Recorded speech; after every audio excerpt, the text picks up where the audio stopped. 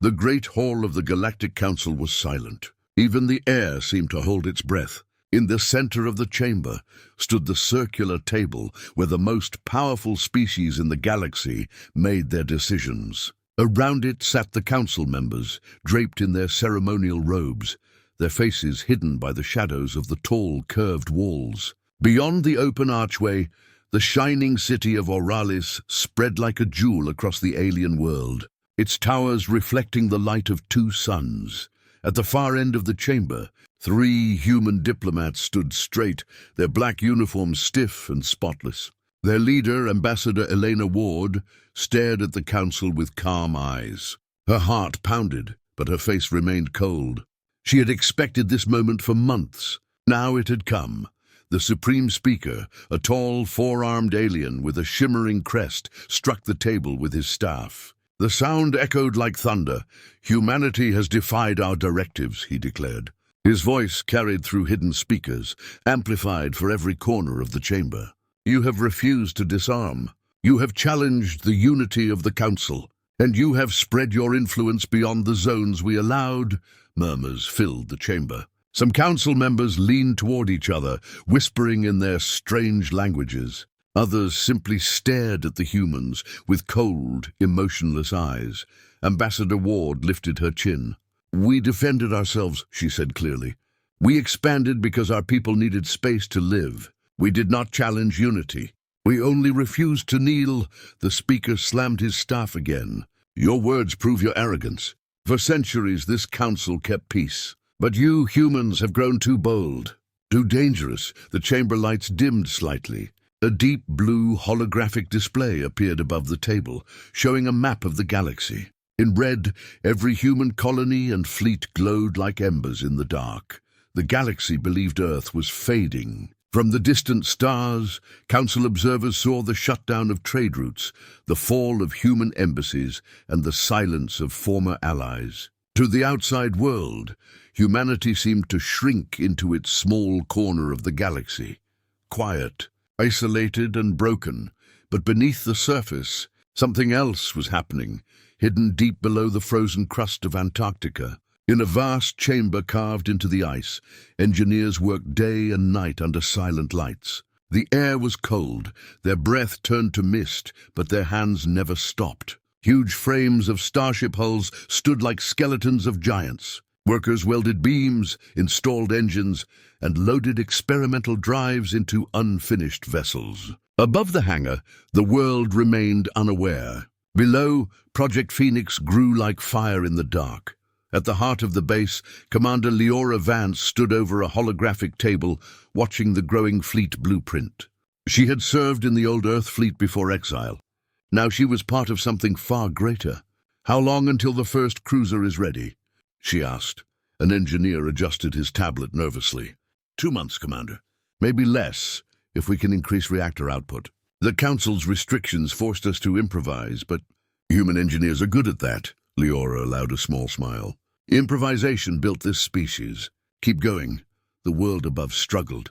With trade routes cut, resources became scarce. Alien technologies that had once filled human markets vanished overnight. People worried about energy shortages, medicine, and star travel.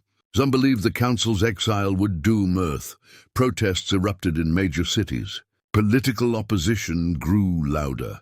But in the background, a quiet alliance of nations and corporations worked together like never before. Old rivalries were set aside. The exile had united humanity in a way no treaty ever could. President Malik addressed the world again in a broadcast transmitted across every human colony. His voice echoed through screens and speakers, calm but firm. "We have been cast out, but this is not the end. It is the beginning of something new. We will not beg for entry. We will build our own path among the stars." His words spread like a spark through tired hearts. The Council wanted fear. Instead, they lit determination. Far from Earth, in the asteroid belt, mining stations began to disappear from official maps. Workers were quietly moved to remote sites. Vast hollowed asteroids became hidden shipyards. From the outside, they looked like abandoned rocks drifting in silence. Inside, reactors roared softly, building starships far larger than anything allowed under Council regulations. Special stealth fields developed by human scientists masked energy signatures. Supply convoys traveled under false codes, avoiding patrols. On the edges of human space, a network of secret bases was forming, invisible, patient, waiting. Admiral Kale, once forced to retire after the exile, now returned to command in these secret sectors. His eyes scanned the stars from the deck of a disguised carrier. "The Council thinks we are still licking our wounds," he muttered to his second-in-command. "Good, let them." His second smiled faintly. "When do we reveal what we're building?" Kyle's gaze hardened. "Not yet. First we prepare. When the day comes, the galaxy will not see us coming. They will only see the shadow of something far greater. Meanwhile, the Galactic Council believed their decision had worked. Their fleets patrolled the borders lazily. Reports on human activity were brief and unimportant. "Their economy is shrinking," one report read. "Population unrest is growing. They will soon accept their place in isolation." The speaker leaned back in his tall chair, pleased. "Good, let them learn humility." One younger councillor frowned. "What if they adapt?" The speaker laughed softly. "Humans always make noise, but they cannot survive alone. They rely on us. Without our gates, their ships are slow. Without our technology, their fleets are outdated. Let them struggle. In time, they will beg to return." But even as he spoke, human engineers had already surpassed several Council technologies in secret labs. Without the Council's rules holding them back, scientists experimented freely. Faster engines, smarter AIs, stronger armor, inventions banned by the Council because they were too dangerous were now being built in hidden bunkers. One by one, the Council members raised their hands. A glowing symbol appeared above each of them, the vote. Green for mercy, red for exile, one after another, red symbols lit the air. Ward's stomach tightened. She scanned the circle, watching the red grow until only one council seat remained. A small bird-like alien hesitated. For a moment, its feathered head turned toward Ward, almost apologetically. Then it too raised its claw. Red, the speaker's crest brightened. "The vote is complete. By unanimous decision, the Council decrees humanity is exiled from the Galactic Union. All trade and travel with human space is to be cut immediately. All fleets are to stand down. No human vessel shall enter Council space again." The words struck like a blade. Ward felt her breath catch. Behind her, the two junior diplomats lowered their heads. Around the chamber, alien delegates whispered in satisfaction. For them, this was order restored. For Earth, it was betrayal. Ward stepped forward slowly. "History will remember this," she said. Her voice was steady, but fire burned in her chest. "One day you will too." The speaker waved his staff, dismissing her like a child. Guards in silver armor appeared from the shadows, their weapons glowing. "Escort them to their ship. Their presence here is over." As Ward and her team were led through the grand archway, she turned back once. The Council members had already begun discussing other matters, as if Earth were nothing but a minor problem now solved. That image burned itself into her mind.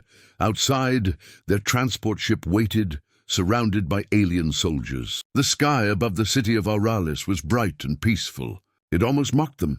As the ship lifted off, Ward stared down at the Council dome one last time. "They think we will fall apart," she whispered. Her junior aide glanced at her nervously. "Ambassador." "What now?" Ward turned toward the stars. "Now," she said, "we stop asking to belong." In the underground headquarters of the World's Strategic Assembly, screens flashed red warnings. The message from the Council had arrived. Exile, isolation, total cut-off. Leaders of nations, generals, and scientists filled the room. The atmosphere was tense, a mix of anger and fear. President Malik stood at the center. His voice was deep and calm. "They believe we are broken," he said. "They think we will surrender to despair."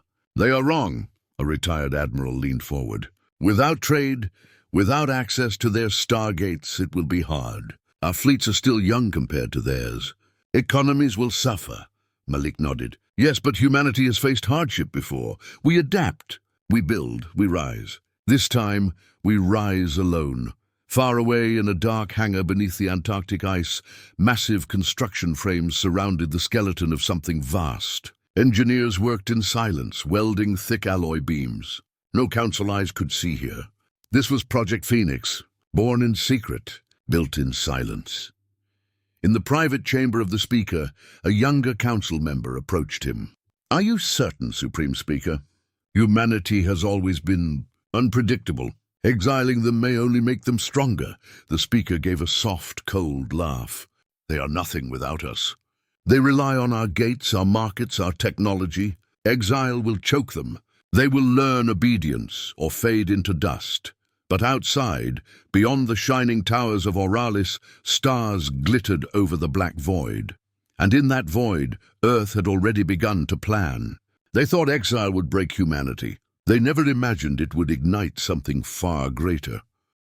3 years after exile, the first new human cruiser, Valiant, floated silently in the void near Jupiter.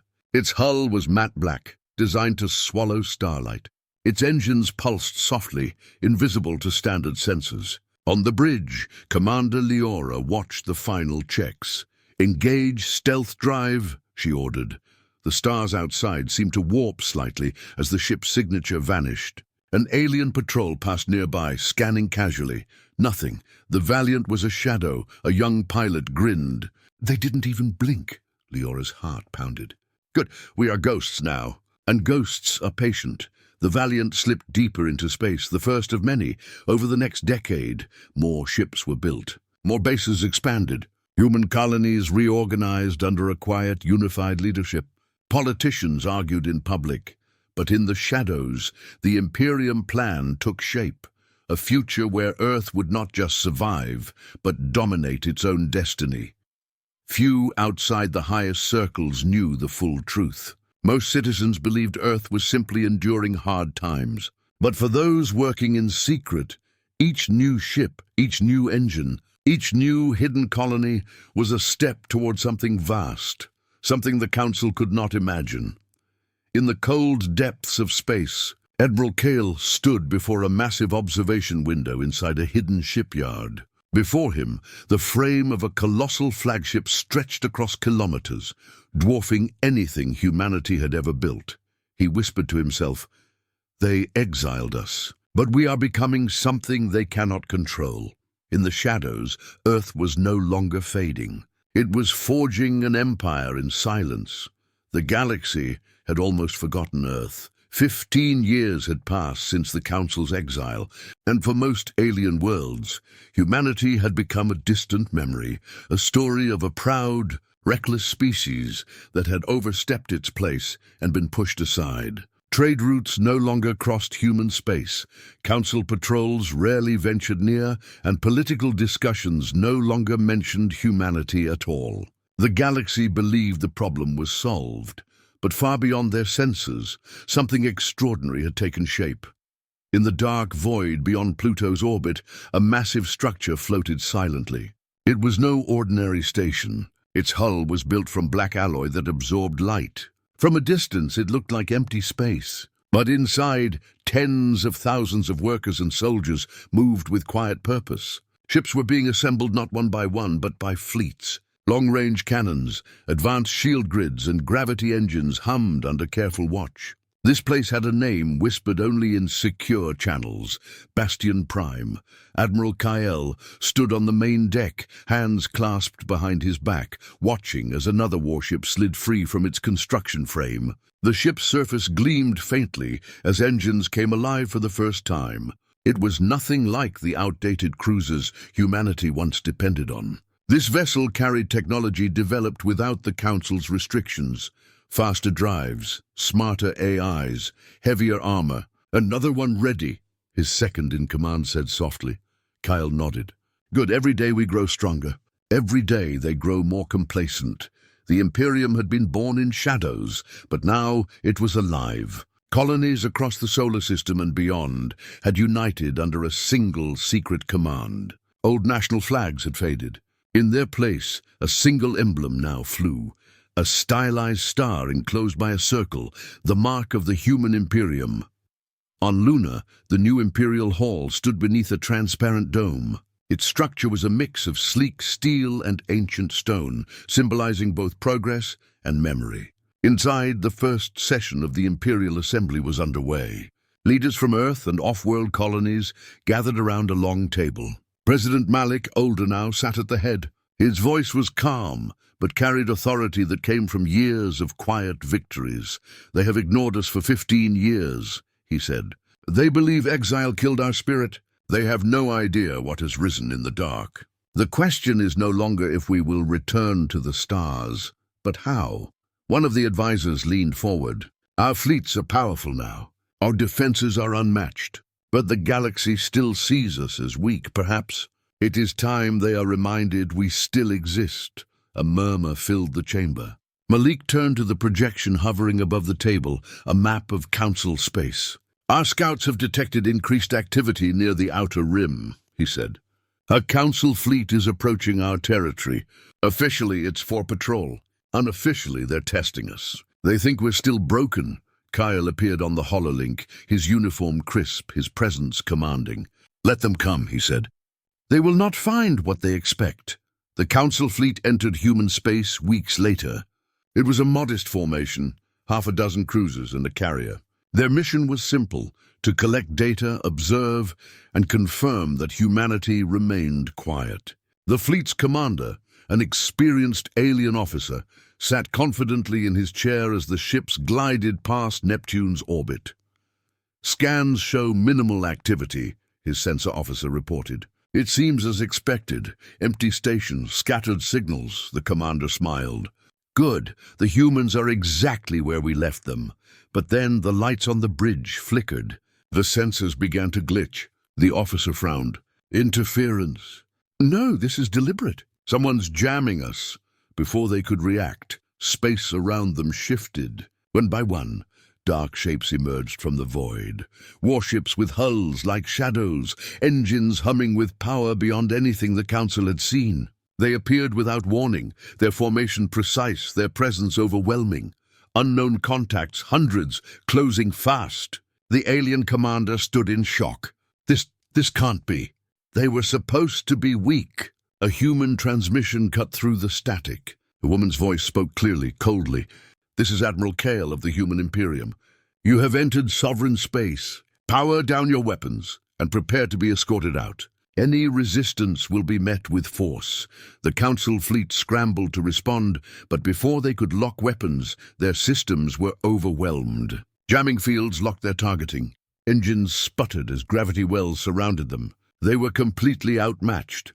Kyle watched from the bridge of his flagship, Aegis. The alien ships were frozen in space, helpless. "They came expecting weakness," he said quietly. "Show them strength without blood." The Imperium fleet surrounded the intruders, guiding them like prey trapped in a net.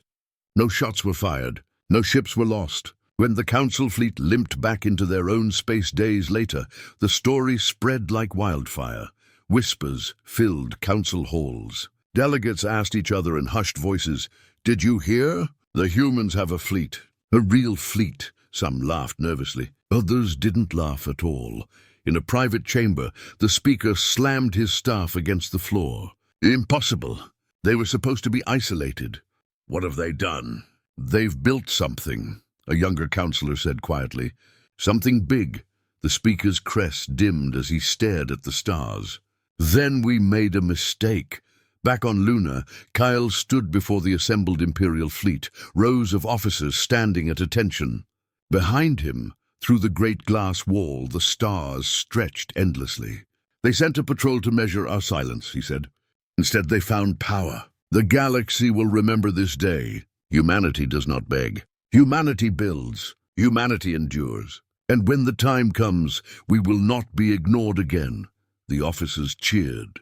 The sound echoed through the chamber like thunder. In the dark between the stars, humanity had risen. The Imperium no longer needed permission to exist. It was real. And soon, the entire galaxy would see it. The Speaker of the Council sat alone that night, staring at reports. For the first time in years, he felt a chill. The humans had not died in exile. They had been waiting, and now the waiting was over. The Council's reaction was swift. Within weeks of the fleet's humiliating encounter in human space, private meetings were held behind sealed doors on Oralis. The speaker sat at the head of the chamber, surrounded by representatives from dozens of species. Their voices rose like a storm, some furious, some frightened, some pretending it wasn't real. Reports from the returning fleet showed human warships with strange hull designs, advanced engines, and jamming fields beyond Council standards. None of their scanners had been able to predict their movement. They were supposed to be in decline, one councillor hissed. How did they build this in secret? They were always unpredictable, another replied, feathers ruffling nervously. This is what happens when you cast out a race that thrives under pressure. The speaker struck the floor with his staff to silence them. Enough. This display of strength is nothing more than a bluff. A few warships do not make a power. Humanity is resourceful, yes, but their population is small compared to the Union. Their trade is cut off. Their time will come to an end if we act now. And if we wait, asked a younger councillor. They are growing. What happens if we give them more years? The chamber fell quiet. For the first time, the possibility that the humans had not only survived exile, but flourished, unsettled them. Some pushed for diplomacy, but most leaned toward force. They had exiled Earth once to prevent their rise. They were not about to let their former ally become a rival.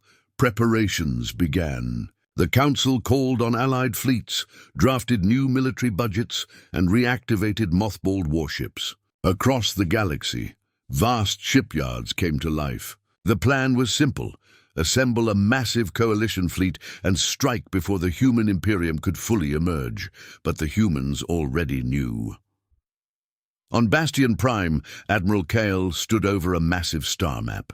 Red indicators showed Council fleets gathering along several sectors. Intelligence from hidden probes and hacked transmissions painted a clear picture.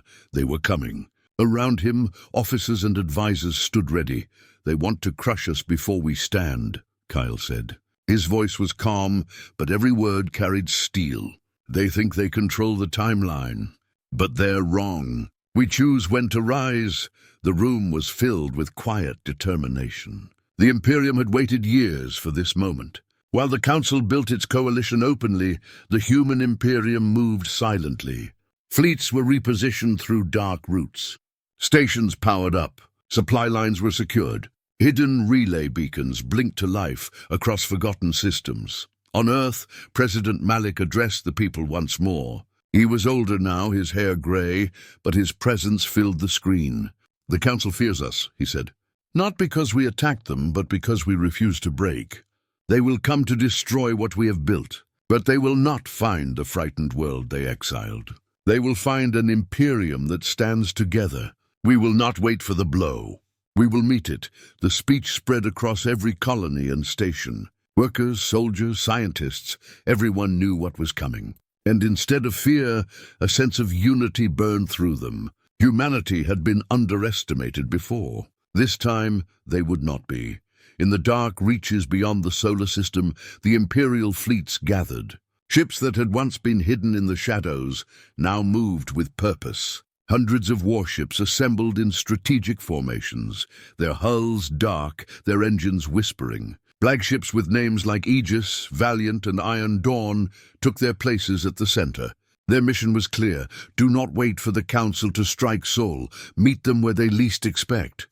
Weeks later, deep in a cold, empty sector between Council and human space, the Coalition fleet arrived. It was vast, thousands of ships from dozens of species, shining like a wall of light against the darkness. Commanders were confident. Their scouts reported no human activity nearby. To them, this was a simple march toward victory.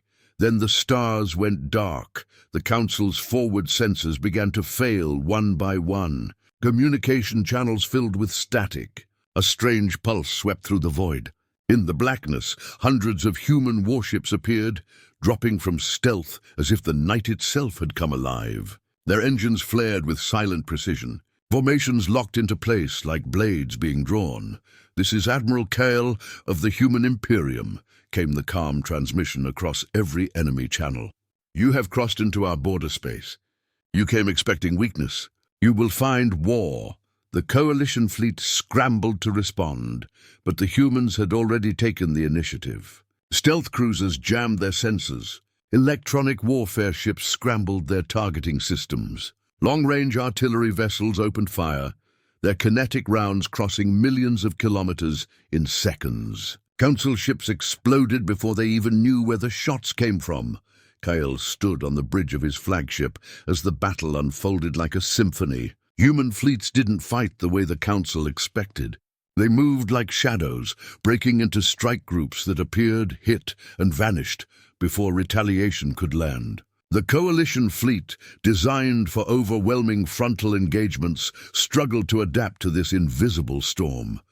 They're collapsing on the right flank, Kyle's second reported. Good, Kyle replied. Press through! Show them how far we've come. For hours, the battle raged in the silent void. Alien admirals shouted orders in panic as their fleets broke formation. They were fighting an enemy they didn't understand, a civilization that had spent years preparing in darkness, studying their tactics, building weapons to counter their every move. When the Council's flagship finally appeared on sensors, Kale ordered the fleet to converge. The enemy's command ship was massive, but its systems were overwhelmed by relentless precision strikes. As human warships surrounded it, Kale opened a channel. This war began when you thought exile would break us, he said. It ends when you understand it forged us instead.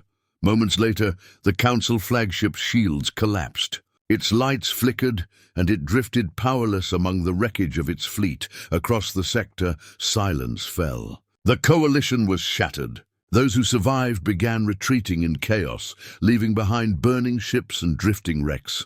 Kale stood on the bridge, watching the last enemy ships flee. They came to end us, he said quietly. Instead, we have shown them what we've become. The officers around him stood in silence, the weight of history pressing on their shoulders. Humanity had not only survived exile, they had met the galaxy's greatest force head-on and broken it. The speaker would soon hear the news, and for the first time he would truly understand that the Council's exile had not destroyed humanity. It had created something far more dangerous, something unstoppable. The speaker stared at the battle reports in stunned silence. The council chamber, usually filled with confident voices, was now eerily quiet. The coalition fleet, pride of the Galactic Union, had been shattered. Thousands of ships lost, command vessels destroyed, admirals missing or dead. And all of it happened far from the human homeworld, in a sector the Council believed would be an easy corridor of attack. The galaxy was watching. Their enemies were whispering. Their allies were frightened. The illusion of Council dominance had cracked like glass. A senior councillor slammed his fist against the table. This is a disaster. How could this happen? How did they grow so powerful in the shadows? Another voice replied bitterly, because we never looked. We believed exile would weaken them. Instead, it gave them time to become something else. The speaker rose slowly, his crest dimmed. Enough! His voice was heavy. We underestimated them once. We will not make the same mistake again. The Union will not fall to a single species. We will reorganize. We will crush this. Imperium, but not everyone in the chamber agreed. A younger delegate stood. Crush them? After what just happened? If we push further, we might destroy ourselves. Perhaps it is time to talk. Talk? Another shouted. They ambushed our fleet. They defended their space, the younger one replied. And they did it better than we ever imagined. If they can break a coalition fleet once, they can do it again. Do you really want to see what happens when they bring that fleet to us? Whispers filled the room. For the first time in centuries, the Council felt genuine fear. Across the stars, humanity was not celebrating openly.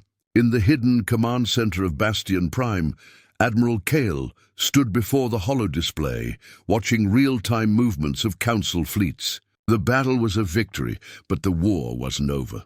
The Council would either strike again or change tactics. President Malik appeared on the secure line. His face was older and tired, but his eyes still burned with the same steady fire. "They will come again," he said. Kyle nodded. "Yes, but this time they'll hesitate. We showed them that we are not prey. The galaxy has seen their power break against ours. They may also talk," Malik added. "Fear changes strategy. If they can't destroy us easily, they may try to contain us differently. Politics will move now. We must be ready for both war and words." Kyle folded his arms. "Either way, we are no longer reacting. We're leading this dance now." Weeks passed. Across human space, the victory sparked a wave of unity, unlike anything seen before. Colonies that once struggled in silence now celebrated under a single banner. The Human Imperium was no longer a secret whispered in hidden bases. It was a reality. Fleet parades filled the skies above Luna. Civilians cheered as massive warships drifted past in silent formations, their hulls engraved with the emblem of the Imperium. Soldiers who had worked in the shadows walked in daylight now. For the galaxy, the shock spread like wildfire. Species who had once ignored humans began to reconsider their positions. Traders who had avoided human space started sending quiet messages, asking for routes, agreements, and deals. Some saw opportunity, others saw survival. The Council's enemies watched closely, smiling in the shadows, eager to see their old ruler weakened. On the Council world of Aurelis, diplomatic ships began to arrive. Delegates from neutral systems demanded explanations. News channels, both alien and human, played endless footage of wrecked Council fleets and retreating ships. The speaker stood before cameras, trying to project strength, declaring that the Council remained in control. But everyone could see the cracks. The younger councillor, who had spoken of negotiation, pushed harder. "We cannot pretend nothing has changed," they said in a private meeting. "If we attack again and fail, the Union will break apart. Some species are already questioning our leadership. Humanity's victory has inspired them. If we are wise, we will face this new Imperium not as an enemy we wish to erase, but as a power we must acknowledge." The speaker's face twisted in frustration. "Acknowledge them. They were exiles, outcasts. They are not our equals." The younger councillor leaned forward. "They are now." Meanwhile, deep in orbit above Mars, the Imperial Assembly convened for a historic meeting. Representatives from every major colony sat together for the first time in full light. On the central platform, President Malik addressed the chamber. His voice was amplified, calm and commanding. 15 years ago, they cast us out," he began. "They believed exile would break us. It did not.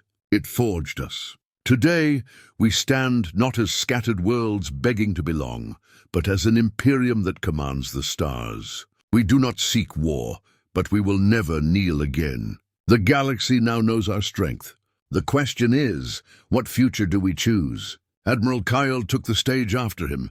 His presence was magnetic. "The Council will either strike again or talk. If they come with fleets, we will meet them in the void. If they come with words, we will speak from a position of strength. Either way, we set the terms now. No one will decide humanity's fate except humanity." The hall erupted in thunderous applause. For soldiers, engineers, and colonists alike, this was the moment they had waited for. Exile was no longer a scar. It was their foundation. Back on Aurelis, late at night, the speaker sat alone. The city outside sparkled under twin moons, but his thoughts were dark. He replayed the fleet transmissions again and again. The sudden darkness, the human warships emerging like predators, the clean precision of their strikes. It wasn't just the technology. It was the way they fought. Focused, ruthless, united. For the first time, he understood something he had denied for years. The exile had not diminished humanity. It had stripped away their need for approval, forced them to rely on their own strength, and made them something new, something the Council could no longer control. A message blinked on his console. It was from several member worlds, an urgent call for a summit. They wanted answers. They wanted action. Some wanted to distance themselves from the Council's failures. Others wanted to ally with the humans before it was too late. The speaker stared at the blinking message and finally whispered to himself, "We should have left them alone." In the dark expanse of space, the Imperial fleet moved silently, vast and unstoppable. The galaxy had once exiled Earth. Now Earth stood on the edge of reshaping the galaxy itself. What began as punishment had become the spark of an empire. And soon, the Council would have to face a truth it could no longer ignore. Humanity was no longer at their mercy. The stars now answered to two powers. The summit on Oralis was unlike any the Council had held in centuries. Representatives from every major species arrived under heavy security, their ships crowding the orbit like insects around a dying light. Inside the grand chamber, tension was thick. Some delegates carried fear in their eyes. Others carried anger. The speaker stood at the center, trying to appear in control, but everyone knew the balance of power had shifted. Humanity's victory had forced their hand. What was once dismissed as a distant exile had become the galaxy's most pressing question. The meeting opened with endless speeches. Some demanded another war, claiming the Council could not afford to show weakness.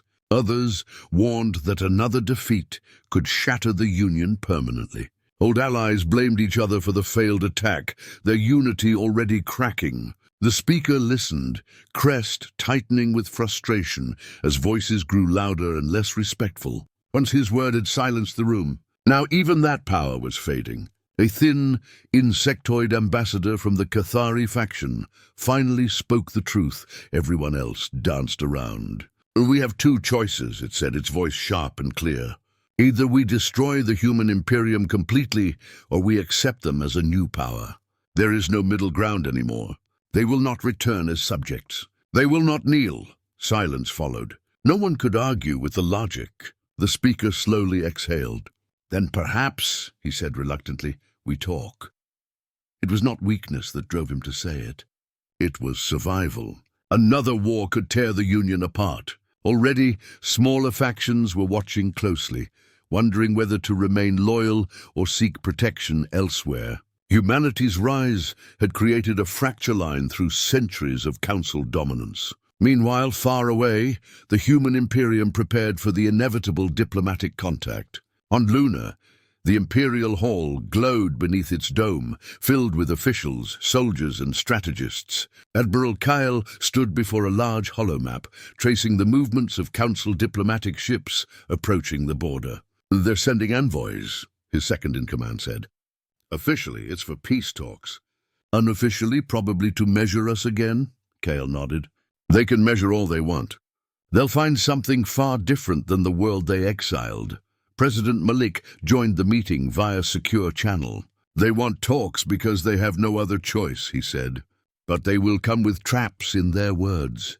They will want to limit us, control us in ways they couldn't with fleets. We will not give them that power again," Kyle agreed. "We meet them on our terms, not theirs." Weeks later, in neutral space, the first diplomatic meeting between the Galactic Council and the Human Imperium began. The location was symbolic, an abandoned station floating in the void, once used for trade between species, now silent for decades. The Council delegation arrived with grand ships, polished and bright. The human fleet arrived silently, black hulls cutting through space like blades. When the two forces faced each other across the docking bay, the difference was clear. One side was ceremonial. The other was sharp, efficient, and utterly unafraid. The Council's chief envoy, an experienced diplomat named Soral, tried to open the talks with the usual pleasantries. But Admiral Kale, leading the human delegation, wasn't interested in flattery. "Let's not pretend this is friendship," he said coldly. "You exiled us. You tried to break us. And then you sent a fleet to destroy us. Now you're here because you failed." Sorel tried to smile, but it looked strained. "We are here because circumstances have changed. The Council wishes to avoid further conflict. There is room for peaceful coexistence." Kyle leaned forward. "Peaceful coexistence? Or control under a new name?" Behind him, human officers stood silently, their presence alone enough to shift the balance of the room. The Council delegation realized quickly that they weren't negotiating with desperate exiles anymore. They were negotiating with equals. For hours, the two sides argued. The Council proposed restrictions on fleet sizes, territorial boundaries, trade oversight. The humans rejected each politely but firmly. Malik, appearing through a secure link, spoke plainly. "We will not accept conditions that make us subjects again. We are not asking for permission to exist.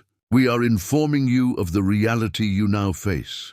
Soral tried to warn of instability, of threats to galactic peace, but Kyle's reply was quiet and devastating.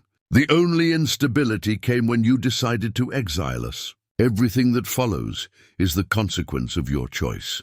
While talks dragged on, the galaxy reacted. Independent systems that had remained neutral began contacting human diplomats directly, offering trade and alliances. Some council member worlds, tired of the speaker's arrogance, secretly opened communications as well. Rumors spread that several factions were considering breaking away to align with the Imperium. Humanity's rapid rise wasn't just military, it was political.